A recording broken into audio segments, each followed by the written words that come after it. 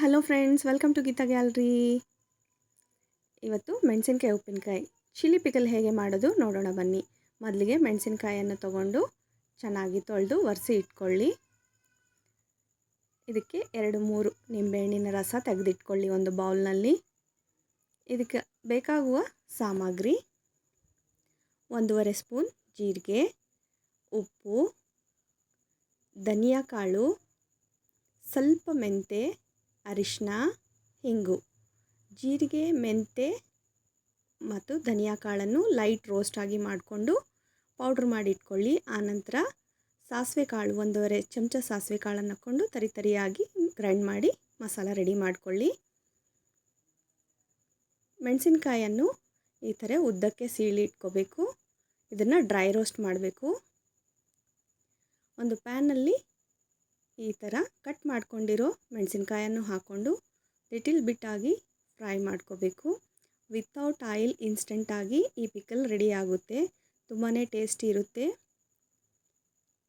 8-10 days ಹಾಗೆ preservative ಆಗಿ ಹೊರಗೆ ಇಟ್ಕೋಬೋದು. ಫ್ರಿಡ್ಜ್ನಲ್ಲಿ ಆದರೆ 1 ಮಂತ್ವರೆಗೆ ಪ್ರಿಸರ್ವೇಟಿವ್ ಆಗಿರುತ್ತೆ. ಈ ಥರ ಡ್ರೈ ರೋಸ್ಟ್ ಮಾಡ್ಕೋಬೇಕು. ಸ್ವಲ್ಪ ಚಿಲ್ಲೀಸ್ ಕಲರ್ ಚೇಂಜ್ ಆಗ್ತವೆ.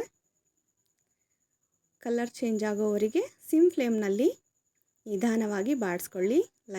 ಸ್ಲೈಟಾಗಿ ಕಲರ್ ಚೇಂಜ್ ಆಗ್ತಾ ಇದೆ.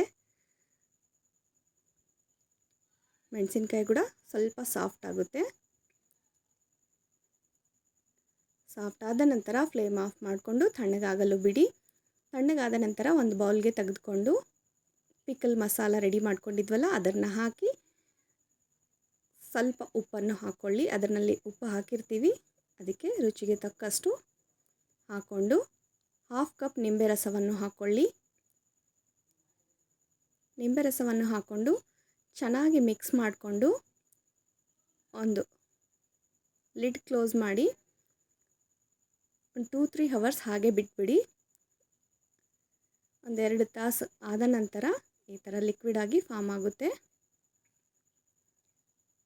ಸ್ಪೈಸಿ ಗ್ರೀನ್ ಚಿಲ್ಲಿ ಪಿಕಲ್ ರೆಡಿಯಾಗಿದೆ. ತುಂಬಾ ಟೇಸ್ಟಿಯಾಗಿರುತ್ತೆ. ಒಂದು ಸತಿ ಟ್ರೈ ಮಾಡಿ.